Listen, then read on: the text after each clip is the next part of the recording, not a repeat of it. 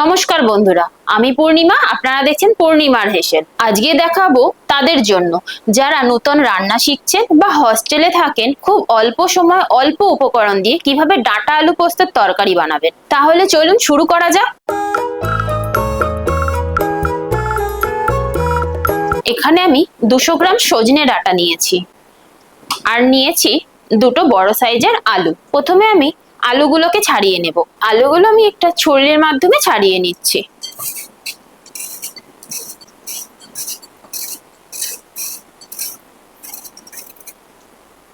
এবার আমি ডাঁটাগুলো কেটে নেব। আমি ডাঁটাগুলো এরকম একটা বটির মাধ্যমেই কেটে নিচ্ছি।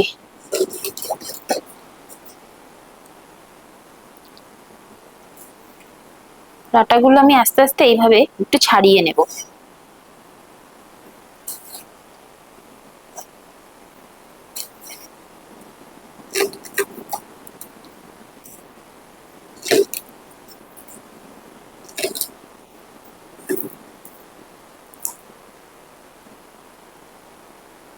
আমরা বাঙালিরা ডাঁটা আলু পোস্ত সাধারণত সব বাঙালি বাড়িতেই আমরা খেয়ে থাকি। ডাঁটাগুলো আমার সব কাটা হয়ে গেছে, দেখতেই পাচ্ছেন বন্ধুরা। আমি এরকম ভাবে ডাঁটাগুলো সব কেটে নিয়েছি। এবার আমি কেটে নেব আলু। আলু আমি ছোট ছোট পিস করে কেটে নেব।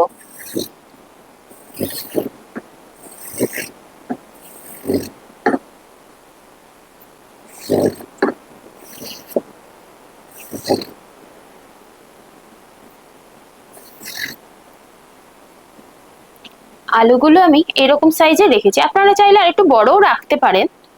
তবে এরকম ছোট ছোট করে কাটলে আলু তাড়াতাড়ি গলে যাবে আর তরকারিও তাড়াতাড়ি হয়ে যাবে।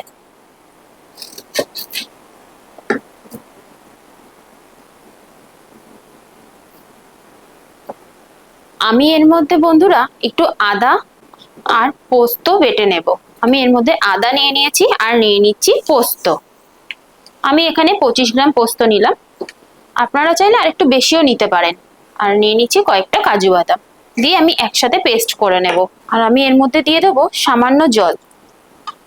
আমি হাফ কাপ জল দিয়েছি, দিয়ে আমি এবার এটা একটা পেস্ট তৈরি করে নেব। আমার পোস্ত আর কাজু বাদাম বাটাটা আমি এরকম ঘন করে বেটে নিয়েছি। এখানে আমি একটা এরকম কড়া নিয়ে নিয়েছি। এবার আমি কড়াইতে তেল দেব। কড়াইতে আমি 3 চামচ তেল দিলাম। ছোট চামচের 3 চামচ আর বড় চামচের 2 চামচ। তেল আমার গরম হয়ে গেছে। আমি হাফ চামচ কালো জিরে ফোড়ন দিলাম।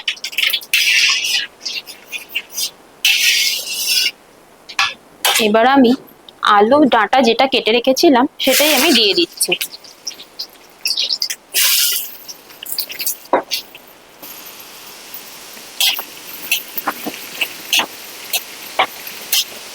দিয়ে আমি একটু নেড়েচেড়ে এরকম ভাবে ভেজে নেব। আলুগুলো একটু লালচে ভাব হয়ে আসলেই আমি এর মধ্যে নুন আর হলুদ দেব। আলুগুলো একটু লালচে ভাব হয়ে এসছে, আমি এবার এর মধ্যে হাফ চামচ নুন, হাফ চামচ হলুদ গুঁড়ো দিয়ে দিলাম। দিয়ে আমি খুব ভালোভাবে নেড়েচেড়ে ভাজতে থাকবো। আর ঝালের জন্য দিয়ে দিচ্ছি চিড়ে রাখা কাঁচা লঙ্কা।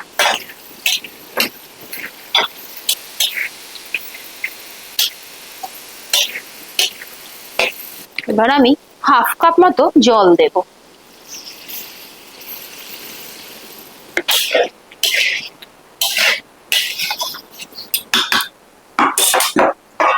আমি এরকম একটা ঢাকনা দিয়ে একটু সামান্য সময়ের জন্য ঢাকনা দিয়ে দেব।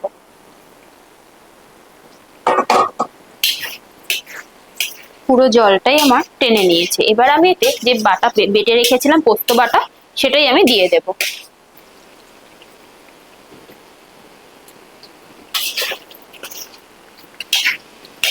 ডাঁটা আলু পোস্তের তরকারিতে এমন কিছু মশলাও লাগে না, খুব সামান্য মশলাতেই তরকারি তৈরি হয়ে যায়।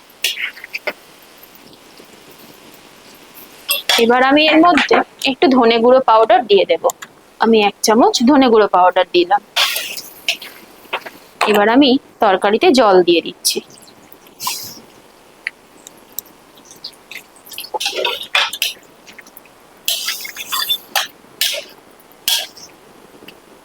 এভাবে খুব ভালো করে জল দিয়ে নেড়ে চেড়ে প্রায় মিনিট 10 জন্য আমি ঢাকনা দিয়ে দেব।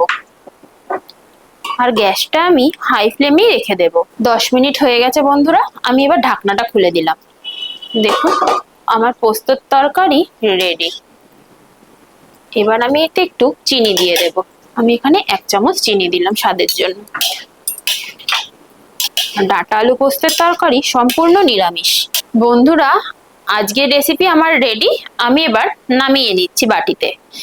আপনারা অবশ্যই রান্না করে আমাকে জানাবেন কেমন লাগলো আপনাদের ডাঁটা আলু পোস্ত রেসিপি। আর লাইক শেয়ার কমেন্ট করতে ভুলবেন না। যদি তরকারিটা ভালো লেগে থাকে তাহলে অবশ্যই আমার চ্যানেলটাকে সাবস্ক্রাইব করবেন।